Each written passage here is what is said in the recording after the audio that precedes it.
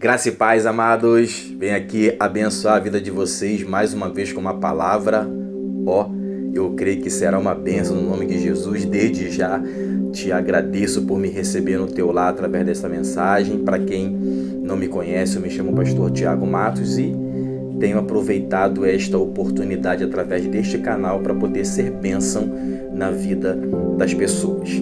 Tá? E o texto que eu quero dividir com vocês hoje está no Evangelho de Mateus, no capítulo 21, no versículo 28 em diante. Tem uma história muito abençoadora que eu quero refletir com vocês no que envolve essa história. É claro que é um capítulo muito poderoso, onde Jesus traz muito despertamento.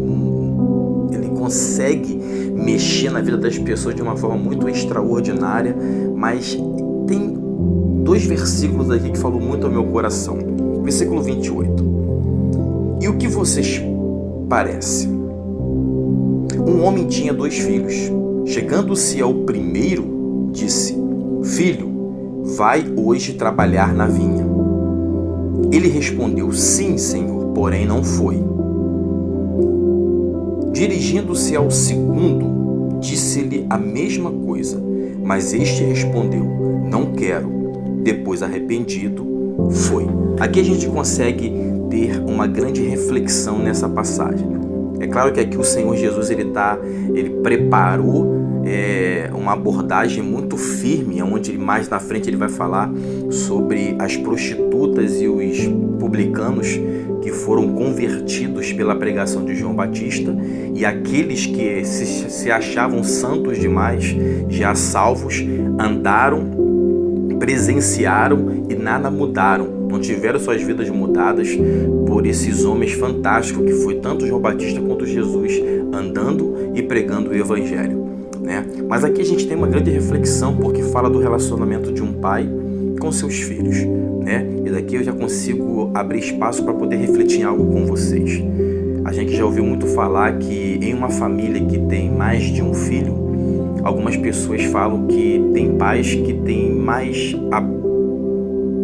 amor, mais carinho para um filho do que para com o outro, né? E eu posso afirmar que isso existe? Não sei, porque eu não estou na vida das pessoas. Eu sei que posso falar de mim por ser pai e por ter 2 filhos, sabe? E a gente consegue perceber que cada pai, cada mãe sabe exatamente as necessidades dos seus filhos. Os que precisam de mais atenção, aqueles que eles sabem que vão ser mais aguerridos, que vão conseguir aguentar as bordoadas da vida durante a jornada, sabe? Então os pais, como conhecem seus filhos, eles vão saber exatamente dar a atenção que eles precisam, não porque tem um melhor do que o outro, mas eles sabem, na criação, no dia a dia, eles sabem quais são os filhos que precisam de mais atenção do que o outro.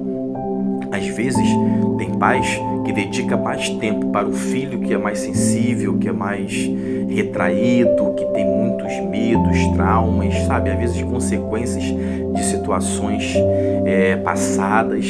E aí, ele dá mais tempo para esse filho do que para o outro, que é mais forte, que é mais aguerrido, que vai, que resolve.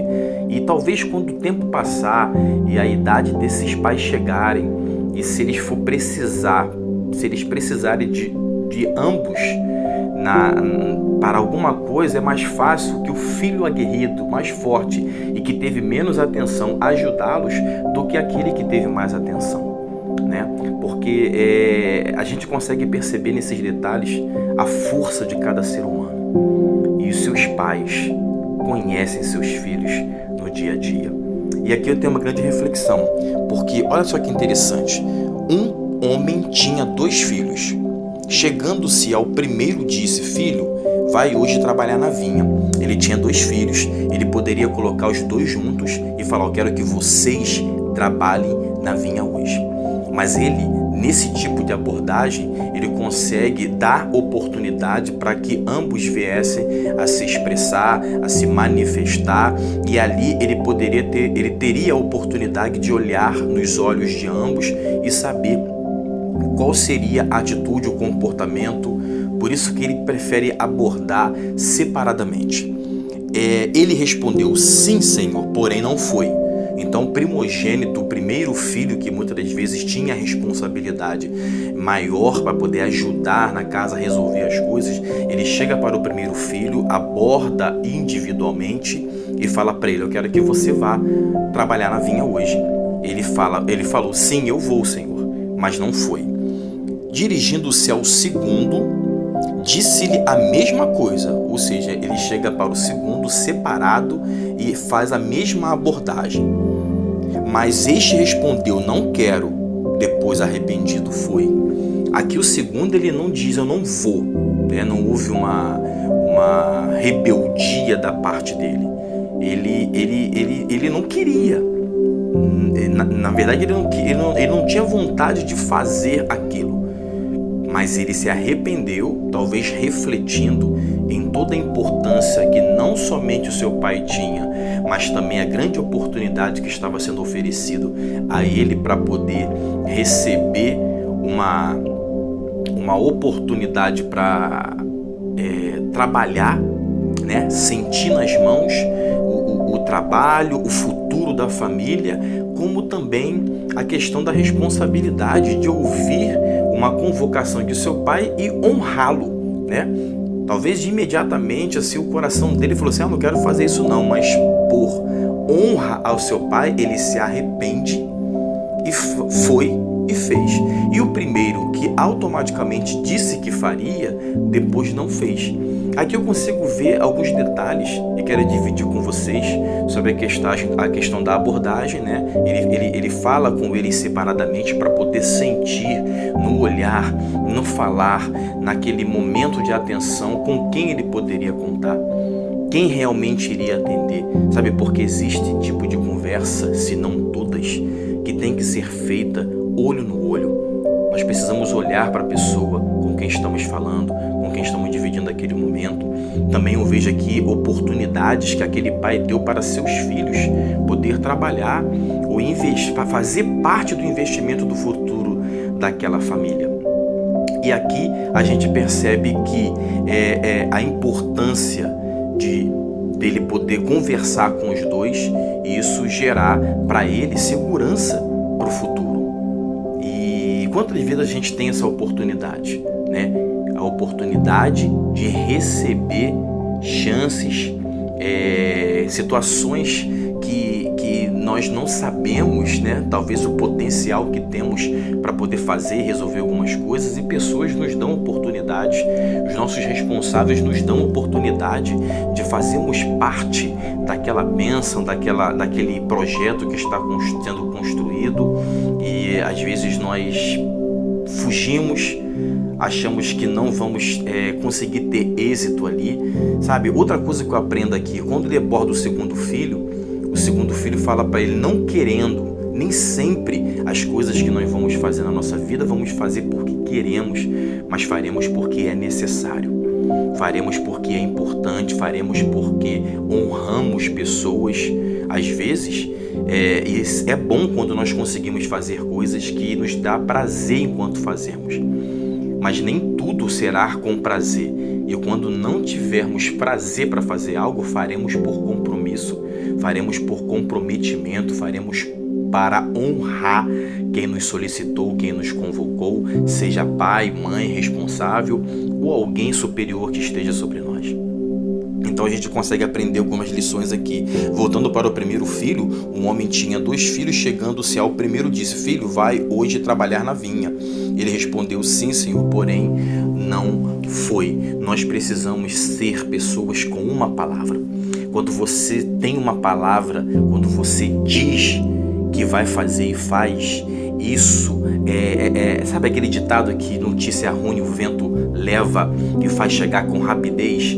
Sabe, quando você é correto, quando você tem uma palavra firme, quando você diz que vai fazer e faz, isso tem uma velocidade gigantesca para chegar nos lugares certos. Então a gente aprende também uma grande lição aqui, neste momento aqui com o primeiro filho. Sabe, e aqui eu tenho essa grande reflexão. Eu estava lendo o capítulo e quando a gente chega no versículo 33, o Senhor Jesus ele usa mais uma parábola para poder dar continuidade, falando também de um homem que tinha vinha, e é interessante, olha só, que eu quero fechar aqui para poder a gente ter esse momento de reflexão.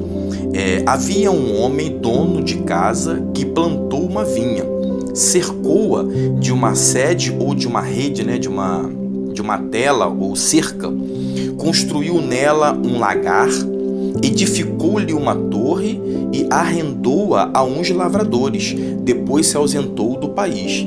Ao tempo da colheita, enviou os seus servos aos lavradores para receber os frutos que lhe tocavam.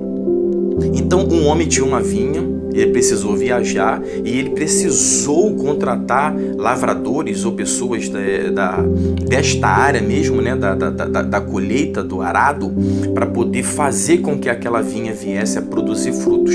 E quando chegou o tempo determinado, ele pede para que os servos vá até os lavradores e pegue o que foi combinado, né, o resultado, a colheita. E aí esses lavradores matam esses servos. Vai um, vai outro, eles vão assassinando, e quando chega um momento muito interessante que eu vejo aqui, e por último enviou-lhes o seu próprio filho, dizendo: ao meu filho respeitarão. Sabe o que eu aprendo com isso aqui? Não precisaria talvez esses homens assassinarem os servos desse dono da vinha. Por quê? Porque se a gente conseguir unir as duas parábolas, e se os filhos desse homem fossem pessoas que viessem a dar atenção ao que o pai solicitou, dar conta da vinha, das uvas, de tudo que foi feito, talvez não precisaria contratar pessoas de fora para poder fazer aquilo funcionar. E não precisando contratar lavradores, não haveria morte e assassinato daqueles servos. Aqui fala que o filho do lavrador foi lá tentar resolver, ele achando que os homens iriam respeitar, e não respeitaram o filho do lavrador, do dono da terra, e assassinaram ele também. Eu vejo aqui que talvez, unificando essas duas parábolas, a gente consegue ter grandes lições.